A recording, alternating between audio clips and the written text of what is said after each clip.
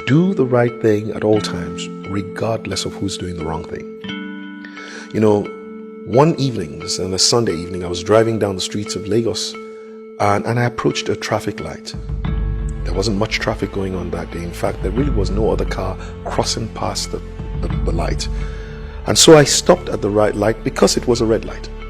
And apparently there had been a little build-up of the traffic behind me. But because there was no other car passing across the road, I started to hear the honking of the car behind me. I peeped into my rear view mirror and there was a beautiful Jeep, and this lady who was driving it was honking and telling me, literally signaling with her hand, go, go, go. Of course I wasn't going to go. I wouldn't go, even if I could, but I wouldn't. And finally, when the light turned green and we turned onto another major intersection, this lady drove up behind me and she started to frantically, as she wound down her glass, said to me in a language that I understand, Yoruba, and she was just saying to me, you are mad, you are crazy, for essentially stopping at a red light. What the lady didn't realize is that I am a commissioned officer of the Nigerian police force. And literally, it's unlikely that anybody would have arrested me as a policeman simply because maybe I went past the light. But I would not go past that red light, not because I'm scared of being arrested, but for the very simple reason that, number one, I fear God. Number two, I love Nigeria and I love the people of this nation. Number three, this is the most important one, I do have a respect for the law. That respect for the law is a respect that I have chosen to give the law because of my values.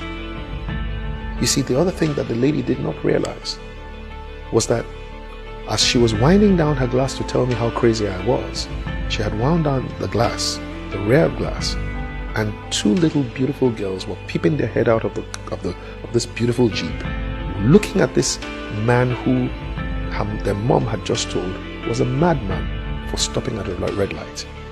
And you see, basically what had happened was they had just gone through their first driving lesson, 5-year-old and 8-year-old girl, and they just learned from their mom that anyone who stops at a red light is crazy.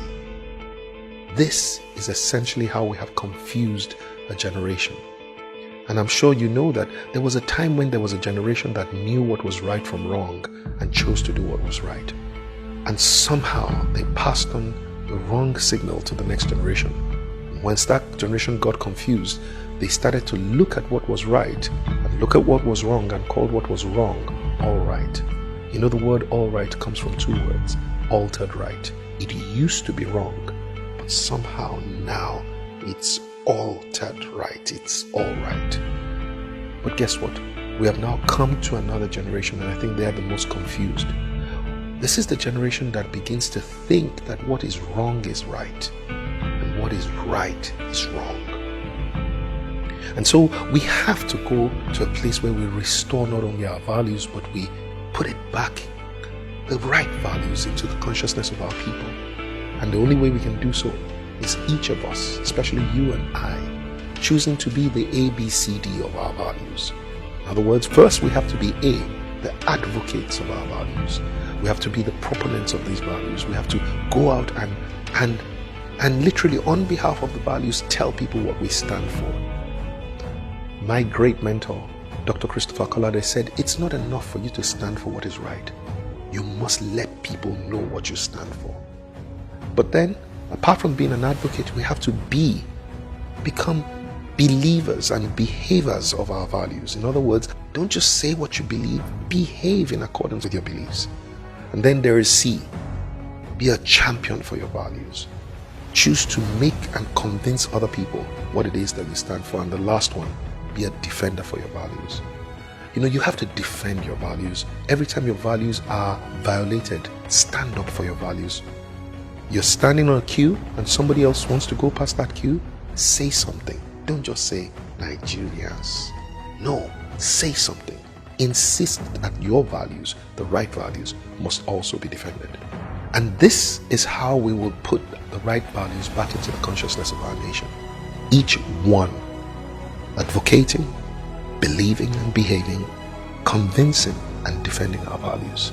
So go ahead and do the right thing at all times, regardless of who is doing the wrong thing.